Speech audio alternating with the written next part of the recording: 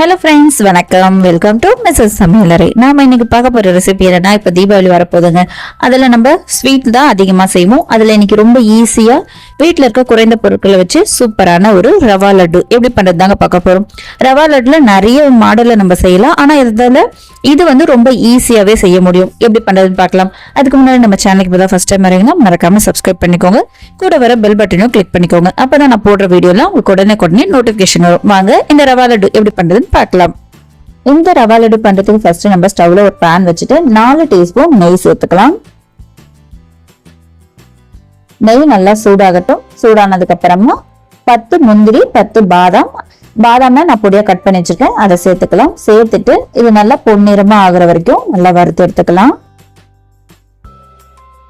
இதுல உங்களுக்கு தேவைன்னா காஞ்ச திராட்சை கூட சேர்த்துக்கலாம், ஆனா நான் இன்னைக்கு அதை சேர்க்கல. பாதாம் முந்திரி மட்டுமே நான் சேர்த்திருக்கேன். இப்போ பாதாமும் முந்திரியும் நல்லா வறுப்பட்டுடுச்சு. இப்போ இந்த நெய்யில இருந்து இந்த தனியா நட்ஸை மட்டும் எடுத்தாச்சு. அடுத்ததா இதே நெய்யில 2 கப் வந்து ரவை சேர்த்துக்கலாம். வறுத்த ரவை வறுக்காத ரவை எதுவா இருந்தாலும் பரவாயில்ல, நம்ம சேர்த்துக்கலாம். ஸ்டவ்வை லோ ஃப்ளேம்ல வச்சுட்டு ஒரு 10 நிமிஷத்துக்கு இந்த ரவை கருகாத அளவுக்கு நம்ம வறுத்துக்கணும். ஸ்டவ்வை லோ ஃப்ளேம்ல வச்சு வறுத்துக்கோங்க.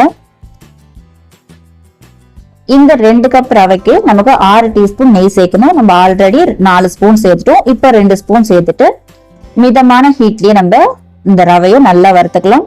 ரவையோட கலர் மாறக்கூடாது, ஆனா ரவையில இருந்து ஒரு நல்ல வாசனை வரும், அது வரைக்கும் நம்ம வறுத்துக்கலாம். இப்ப நல்லா வறுப்பட்டுடுச்சு. இப்ப இது ஒரு தட்டுக்கு மாத்தி ரவை ஆறட்டும். அடுத்ததா ஒரு மிக்சி ஜார்ல 2 கப் சர்க்கரை எடுத்துக்கலாம். நம்ம எந்த கப்ல ரவை எடுத்தோமோ அதே கப்ல சர்க்கரை எடுத்துக்கலாம். ரவை எந்த அளவுக்கு எடுக்கிறோமோ அதே அளவுக்கு சர்க்கரை எடுத்துக்கலாம். கூடவே 6ல இருந்து 8 ஏலக்காய் சேர்த்து நல்லா நைஸா அரைச்சுக்கலாம். பாருங்க, நல்லாவே நம்ம பொடியா அரைச்சிட்டு வந்தாச்சு.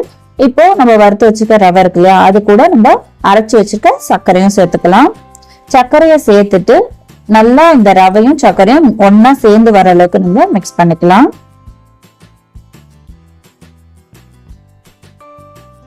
இந்த மாதிரி எல்லாம் ஒண்ணு சேர்ந்து வர அளவுக்கு நம்ம மிக்ஸ் பண்ணணும். பாருங்க, மிக்ஸ் பண்ணியாச்சு. நல்லா இந்த மாதிரி மிக்ஸ் பண்ணதுக்கு அப்புறம் நல்லா சூடான பால் கொஞ்சம் கொஞ்சமா நம்ம சேர்த்துக்கலாம். எடுத்த உடனே நிறைய சேர்க்க கூடாதுங்க. நம்ம எடுக்கிற ரவையை பொறுத்து பாலோட அளவுகள் வந்து அதிகமாவோ கம்மியாவோ பிடிக்கலாம். அதனால நான் பாலோட அளவு சொல்லல. எனக்கு வந்து 1/2 கப் பால் மட்டும் தான் பிடிச்சது. இப்போ இந்த பாலையும் சேர்த்துட்டு எல்லாம் நல்லா ஒண்ணு சேர்ந்து வர அளவுக்கு நம்ம மிக்ஸ் பண்ணிக்கலாம். ஃபர்ஸ்ட் கரண்டி போட்டு மிக்ஸ் பண்ணுங்க. ஓரளவுக்கு இது கை பொறுக்கிற அளவுக்கு சூடு வந்ததுக்கு அப்புறம் நம்ம கையை போட்டே மிக்ஸ் பண்ணிக்கணும்.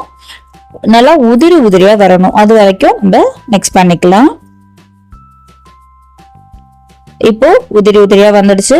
அடுத்ததான் நம்ம வறுத்து வச்சிருக்க நட்ஸ் இருக்கு இல்லையா, அதையும் இது கூடவே சேர்த்துக்கலாம். சேர்த்துட்டு எல்லாமே ஒண்ணு சேர்ந்து வரணும். ஒண்ணு சேர்ந்து வர அளவுக்கு நம்ம மிக்ஸ் பண்ணி எடுத்து வச்சுக்கலாம்.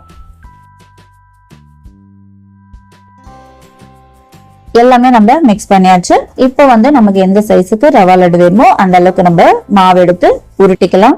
இதுக்கு வந்து ரொம்ப நம்ம அழுத்தி பிடிக்கணும் அப்படின்னு கிடையாது. அதுல வந்து நம்ம பால் மிக்ஸ் பண்ணிருக்கிறதுனால லைட்டா கையை கொஞ்சம் அழுத்தம் கொடுத்து உருட்டினாலே நமக்கு சூப்பரா ரவா லட்டு கிடைச்சிடும். உங்களுக்கு பார்க்கும் போது தெரியும்னு நினைக்கிறேன். நம்ம சூப்பரா ரவா லட்டு ரெடி பண்ணிட்டோம். இதே மாதிரி மீதி இருக்கிற எல்லா ரவா லட்டையும் நான் உருட்டிட்டு காமிக்கிறேன். அவ்வளவுதாங்க, நம்ம சூப்பரா ஒரு 2 கப் ரவையை வச்சு எவ்வளவு ரவா லட்டு செஞ்சிருக்கோம் பாருங்க.